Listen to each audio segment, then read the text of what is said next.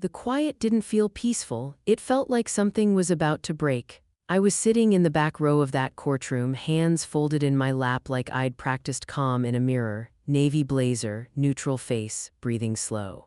Everybody else probably thought I had it together. They were wrong, because the moment he laughed, not nervously, not accidentally, but laughed like the whole thing amused him, something inside me shifted. Not anger, not yet, just clarity. That laugh belonged to Marcus Reed, my husband, well, almost ex-husband. 12 years of marriage reduced to paperwork and wooden benches, and a man who thought the worst day of my life was funny. He leaned toward his attorney and whispered something just loud enough for me to hear, "Best day I've had in years." Then he glanced back at me and smirked. I didn't flinch, didn't blink, didn't give him the satisfaction.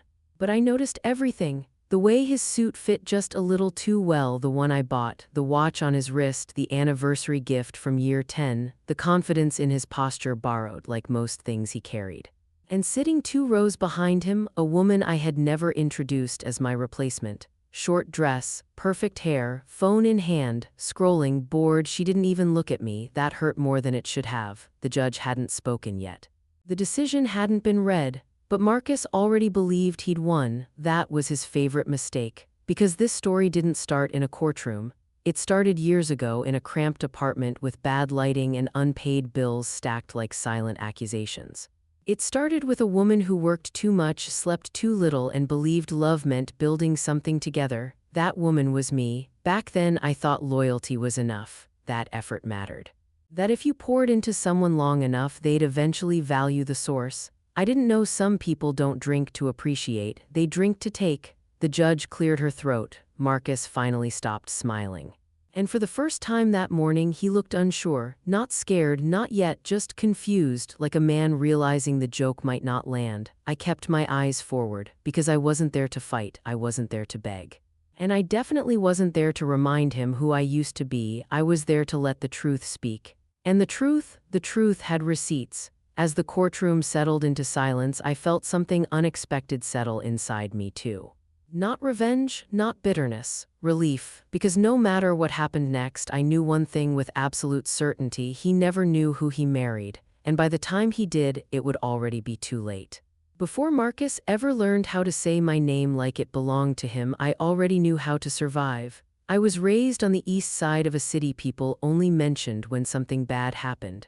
Tight apartments, thin walls. Neighbors who argued loud and loved louder. My mama worked double shifts and still found time to remind me that depending on anyone was a luxury we couldn't afford. "Baby," she used to say, tying her scarf before dawn, "love is beautiful, but bills don't care about feelings." That lesson stuck. By 21, I was juggling classes, night shifts, and a side hustle that barely paid but kept me dreaming. I learned early how to be tired and hopeful at the same time, learned how to stretch $1 and my patience. Learned that no one was coming to save me, and that was okay. I didn't want easy, I wanted mine. The business came later, slowly. Painfully, started as a skill I sharpened late at night when the world was quiet. One client turned into two into referrals into a name people whispered with respect instead of pity. I didn't build anything overnight.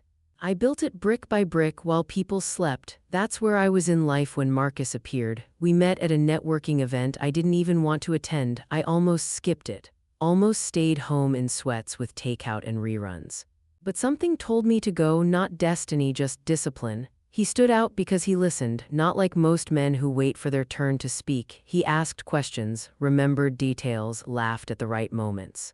He said things like, "You're different and I admire your drive," and I believed him because I wanted to. Marcus didn't come from struggle the way I did. He came from comfort that never taught him hunger. His confidence felt smooth, effortless. I mistook that ease for strength. We dated slow, or at least it felt slow to me. Dinners, long talks, weekends that felt warm and uncomplicated. He told me I inspired him. That being with me made him want more out of life. I thought we were growing together. When he proposed, it wasn't flashy, just sincere enough. He promised partnership, promised support, promised that whatever I built, we'd protect together. I believed him. That was my second mistake. Marriage didn't change things right away. That's the dangerous part. The shift was quiet, subtle. He moved into my world instead of building his own, started leaning instead of standing. I didn't mind at first, everyone needs rest, right? But rest turned into comfort. Comfort turned into expectation. And expectation, that thing can rot a relationship from the inside out. Still, I kept going, growing, expanding. Carrying both the dream and the weight. I told myself that love meant patience, that seasons change, that loyalty would be rewarded. I didn't realize I was the only one still playing fair. Looking back now, I see it clearly, the imbalance. The silence when I needed support, the way he loved the life more than the woman who built it. But back then, I just thought we were figuring it out, and that's the thing about beginnings, they don't warn you how they'll end. The first crack didn't sound like betrayal, it sounded like excuses. Marcus started coming home later than usual, nothing dramatic, just small shifts, meetings that ran long. Clients who needed extra attention. I noticed, but I didn't question it. I trusted the rhythm we'd built. Trust has a way of making you generous with explanations. When he quit his job, that was the moment I should have paused. He came home early one afternoon, shoulders slumped, voice soft like he was carrying something heavy. Said the company wasn't aligned anymore. Said he needed time to figure out his next move. I told him it was okay.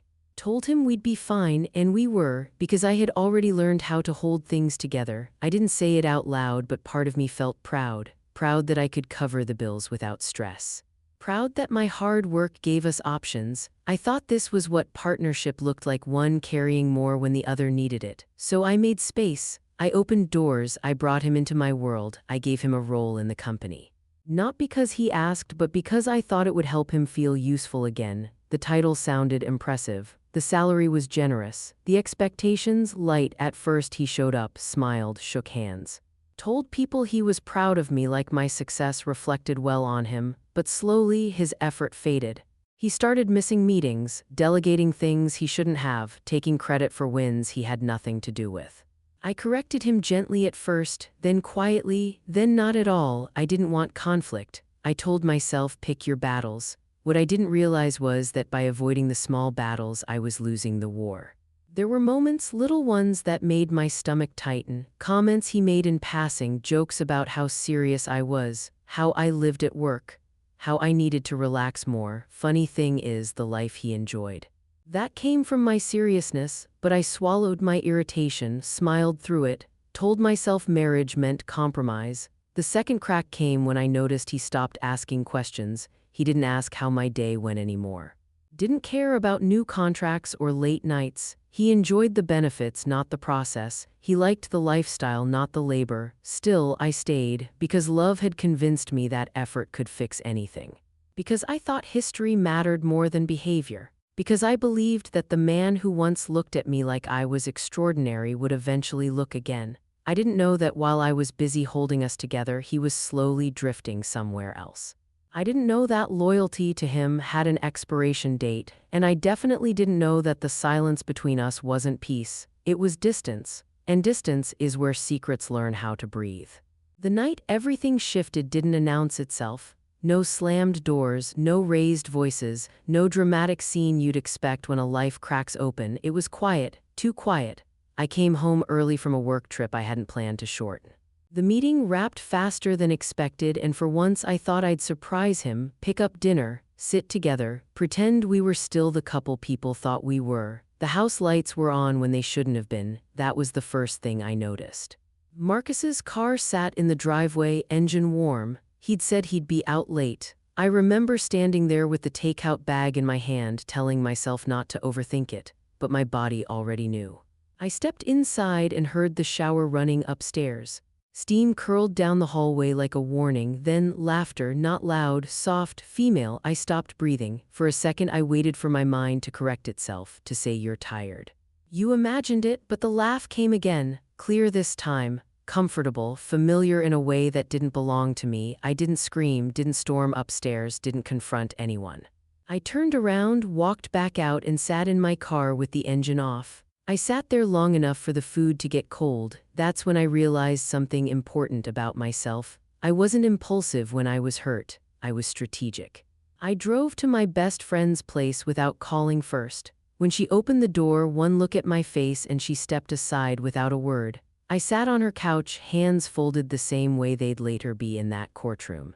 He's not alone, I said. That was all. She wanted to confront him immediately, wanted to burn the world down on my behalf. I stopped her with one hand. No, I said, not yet, because anger clouds judgment, and I needed clarity. That night I didn't cry. I stared at the ceiling and replayed every late night, every canceled plan, every time my instincts whispered and I told them to hush. By morning I had a plan. I went home like nothing happened, kissed his cheek. Asked about his night, he lied easily, smoothly, with the confidence of a man who thought he was untouchable. That was the moment something hardened inside me. I didn't accuse, I observed. I started paying attention not emotionally but analytically. Dates, patterns, phone habits, spending, gaps in his stories, and what I found wasn't just infidelity, it was entitlement. He wasn't sneaking around like someone afraid of being caught. He moved like someone who believed consequences didn't apply to him, so I hired someone, quiet, professional, thorough. I didn't want drama, I wanted truth. Because if my marriage was ending, it would end clean, and if he thought this was a game, he had no idea how patient I could be. Truth doesn't arrive all at once. It shows up in pieces, receipts, patterns. Quiet confirmations that settle heavy in your chest. The first report came in 7 days later, not dramatic, not emotional, just facts, dates, locations, times. Photos taken from a distance, clear enough to erase doubt, distant enough to feel cold. Marcus walking beside a woman half my age, his hand on her lower back, his smile relaxed, earnest, the kind he hadn't given me in years. I didn't cry. I sat at my desk long after the office emptied, scrolling slowly, letting the reality sink in without resistance. I needed to feel it fully so it wouldn't control me later. Her name wasn't important at first. What mattered was how comfortable he looked. This wasn't a mistake. This was a routine. More updates followed. Hotel stays during business trips. Dinner bills charged to cards I recognized. Text records careless, arrogant, cruel. He called me boring, said I worked too much. Said once the divorce was final, he'd finally get what he deserved. That word stuck with me, deserved. As if years of my labor had been a prize he'd earned by proximity. While I gathered evidence, Marcus grew lighter, happier. He joked more, spent more freely, talked about the future like it was guaranteed. That confidence almost impressed me, almost. Because what he didn't know, what he never bothered to ask, was how carefully I'd built my life. Years earlier, during a financial downturn, I'd protected my business the same way I protected myself. Contracts, agreements, separate accounts. Safeguards he'd signed without reading because he trusted charm more than caution. He thought marriage entitled him to half. I knew better. I met with my attorney before I ever confronted him. A woman who didn't smile easily and didn't miss details. She reviewed everything quietly, then looked up and said something that made my shoulders relax for the first time in months. He gets far less than he thinks. That night, Marcus came home talking about an investment idea he'd been considering. I listened, nodded, asked questions. I let him talk himself into comfort. Because there's something powerful about letting someone believe they're winning while you're already holding the endgame. I didn't leave immediately. I waited, not out of fear, out of precision. And while he slept beside me planning a future built on my work, I finalized my exit. Calmly, quietly, completely. I didn't confront Marcus the way movies teach you to. There was no throwing phones, no screaming matches. No dramatic reveal. I confronted him with preparation. The morning I told him I wanted a divorce, I made breakfast like usual, coffee strong, eggs soft, routine intact. He didn't sense anything wrong because he never looked closely at what sustained him. I need to talk to you, I said, wiping my hands on a towel. He barely looked up. Can it wait? I've got a call. No, I said calmly.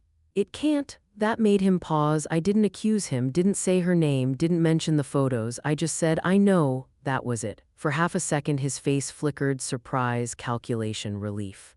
Then he leaned back like a man deciding which version of himself to perform. It just happened, he said. You've been distant, you work all the time. I nodded, not because I agreed, but because I was done correcting lies. I'm filing today, I said. All communication goes through my attorney. That's when his tone changed. He smiled, not kindly, confidently. Fine, he said, we'll split everything and move on. There it was. The assumption, he believed marriage was a shortcut, a claim, a receipt. I didn't argue. I handed him an envelope. He skimmed the first page, still smirking. By the second page, his jaw tightened. By the third, he stopped breathing like a man realizing the floor wasn't solid. "What is this?" he asked. "Reality," I said. He laughed short, disbelieving. "That's not how this works." "It is," I replied. "You signed it?" He tried to intimidate me after that. Tried charm, tried anger, tried guilt, tried promises. None of it mattered, because when someone shows you who they are, the most powerful response is no response at all. He moved out within a week. The house felt quieter but lighter, like it had exhaled. And while he told people he was free, I was already gone. By the time we stepped into the courtroom, Marcus had rewritten the story in his head. In his version, he was the wronged husband, the supportive partner, the man who stood by a woman who worked too much and forgot how to be soft. He told that story to friends, to coworkers, to anyone who would listen. And the thing about lies told often enough, they start to sound like truth, especially to the person telling them. He walked into court relaxed, joking, wearing that same expensive watch. He nodded at people like this was just another meeting he expected to dominate. I didn't acknowledge him, not out of spite, but because I had nothing left to prove. My attorney sat beside me, composed, prepared, flipping through folders thick with detail. Numbers, dates, agreements, evidence stacked neatly like bricks. Across the aisle, Marcus leaned back in his chair, arms crossed, confidence loud enough to fill the room. The woman from the photos wasn't there. That didn't surprise me. Some people only show up when the promise is shiny. The judge entered. The room stilled. Marcus's lawyer opened with certainty, talked about marital contribution, sacrifice, shared success. He painted Marcus as a partner who helped build something meaningful. I watched Marcus nod along. Then it was our turn. My attorney didn't raise her voice, didn't dramatize. She simply laid everything out. What existed before the marriage, what was protected during it, what was never shared. Page by page, I saw Marcus shift, just slightly at first, then more. His confidence faltered not because of emotion, but because of math. He leaned toward his lawyer, whispering urgently. His lawyer's face tightened. Eyes darted back to the documents. The judge paused, reading carefully. Silence filled the room. That's when I understood something powerful. People like Marcus don't fear betrayal. They fear being exposed as ordinary. The judge looked up. "Mr. Reed," she said evenly, "did you review these agreements with independent counsel before signing?" Marcus hesitated. "Yes," he said, but his voice lacked conviction. "And you understood the implications?" Another pause. "I thought," the judge raised her hand gently. "Thought is not the same as knowing." The room shifted. I didn't smile, didn't react. Because I wasn't there for revenge, I was there for resolution. The longer the judge read, the quieter Marcus became. His knees stopped bouncing. His fingers tightened around the armrest. That effortless confidence, the one he wore like a second skin, started slipping. This wasn't the script he'd practiced. The judge asked questions, precise ones, about timelines, about ownership, about intent. Every answer Marcus gave sounded rehearsed, and rehearsed answers fall apart under real scrutiny. My attorney said very little. She didn't need to, because the documents spoke clearly and they weren't kind. I noticed the moment Marcus finally understood. It wasn't when the judge mentioned the protected assets, not even when his lawyer stopped whispering and started staring. It was when the judge said calmly, "The majority of what you're claiming was never marital property." His face drained of color. He straightened up like posture alone could change numbers. "That can't be right," he said, louder than he should have. "I was married to her." The judge looked at him, not cold, not harsh, just factual. "Marriage does not override contracts willingly signed." That sentence landed hard. I felt it too, but differently. Relief settled in my chest. Not joy, not triumph, closure. The woman from the gallery, his silent cheerleader, wasn't there to watch this part. I wondered if she'd known how fragile his confidence really was. Or if she believed, like he did, that proximity to success meant ownership. The judge continued. Asset breakdown, division, final numbers. The total he'd expected shrank with every sentence. He was entitled to personal belongings. A portion of joint funds, nothing more, no business, no property, no empire, just reality. Marcus opened his mouth to protest. His lawyer touched his arm. Gently, firmly, it was over. When the judge finally set the papers down, the room felt lighter, like the truth had aired itself out. "Do you have anything further to add?" the judge asked. Marcus didn't answer. He couldn't. I sat still, hands folded, breathing steady. The version of me who once begged for understanding no longer existed. This wasn't punishment. This was consequence. And for the first time since that laugh in the courtroom hours earlier, Marcus didn't look amused. He looked small. People think loss shows up loud, crying, yelling, public collapse, but real loss, it's quieter than that. When the judge finalized the ruling, there was no dramatic reaction from Marcus. No explosion, no breakdown. Just a slow, stunned stillness, like a man standing in the aftermath of something he never believed could happen to him. He signed where he was told to sign. No smile this time, no jokes, just a tight jaw and shaking hands. The courtroom emptied quickly, spectators left, lawyers gathered papers. Life moved on the way it always does when someone else's world ends. I stood calmly, thanked my attorney, and gathered my bag. I didn't look back at Marcus. I didn't need to, but later I heard, not from him, from the silence around him, the woman who had once waited confidently in hallways, gone, phones unanswered, messages left on read. Dreams tend to evaporate when the funding disappears. Friends who'd nodded along to his complaints stopped calling, invitations dried up. Sympathy has limits, especially when the truth surfaces. It didn't take long. A few weeks later, mutual acquaintances mentioned he'd moved into a smaller place. Sold the watch, traded confidence for bitterness. Started telling a new story, this one about unfair systems and bad luck. I didn't correct anyone because I was busy rebuilding myself. Not financially, I'd never stopped, but emotionally. I redecorated the house, not dramatically, just enough to remind myself it was mine. I opened windows more often, let light in places it hadn't reached before. I slept better. I laughed without checking the time. And for the first time in years, I wasn't carrying someone else's entitlement on my back. One evening, I sat alone with a glass of wine, watching the city lights blink on one by one. I thought about how close I'd come to believing his version of events, how easy it would have been to doubt myself, but I didn't, because preparation is power, and patience is how you win without raising your voice. Marcus lost more than money that day. He lost access to my work, my energy, my future, and that loss, that one had no appeal process. 3 months after the divorce papers were stamped and filed, my phone rang with a number I didn't recognize. I almost let it go to voicemail. Something told me not to. "Hello," I said, balancing the phone between my shoulder and ear while flipping through emails. There was a pause, a breath, then a voice, young, uncertain. "I don't know if you remember me. I used to work at your company a few years back." I stopped typing. "I remember everyone," I said carefully. Another pause, then the words came out in a rush. "I need to tell you something. And I'm sorry it took me this long." I sat down. She told me her name, where she'd worked, how she'd left quietly, no drama, no goodbye tour. Then she said the sentence that shifted the past in a way I wasn't prepared for. "It didn't start when you think it did." I closed my eyes. She explained that Marcus's affair hadn't been recent, not a mistake, not a lapse. It had been going on for years, hidden in plain sight, office events, work trips. After-hours meetings that weren't meetings at all. People knew, some suspected, some saw, some stayed quiet, not out of loyalty to him, but out of fear, convenience, or indifference. "I should have told you," she said, voice shaking. "You deserved to know." I thanked her, genuinely, then I hung up. For a long time I sat in silence, not crying, not shaking, just recalibrating, because suddenly moments I'd questioned myself over snapped into place. The distance.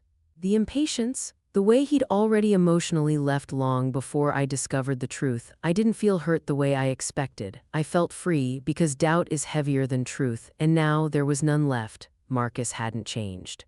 He'd revealed, and I'd survived the worst without even knowing how bad it really was. That realization didn't break me, it strengthened me. I never reached out to Marcus after that call, not for closure, not for answers. Not even for anger, because I finally understood something that took me years to learn. Closure isn't something someone gives you, it's something you take back. Knowing the truth didn't reopen wounds, it sealed them.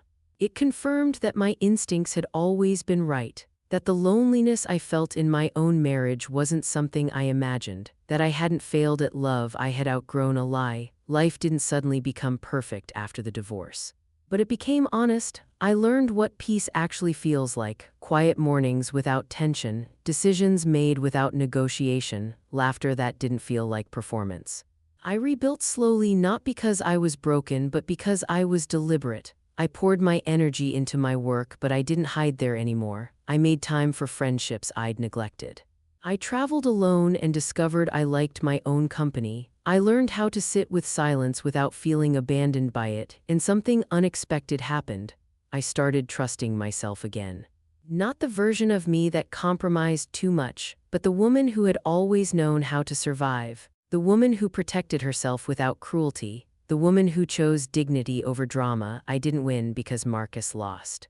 I won because I didn't lose myself trying to keep someone who never truly stayed. Sometimes endings don't come with fireworks, they come with clarity, and clarity, that's a gift no one can take from you.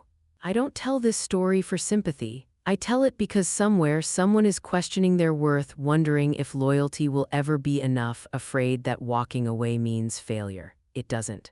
Sometimes walking away is the bravest thing you'll ever do. And sometimes, the quiet life you build afterward is the loudest proof that you chose right. If this story touched you, if you've ever given too much to someone who gave too little, or if you're standing at the edge of a hard decision, you're not alone. Speech balloon, leave a comment and share what part stayed with you. Red like if you believe self-respect is worth protecting. Bell subscribe for more deep emotional stories about strength, healing, and choosing yourself. Sometimes the strongest women don't shout. They survive quietly and rise anyway. Thank you for listening.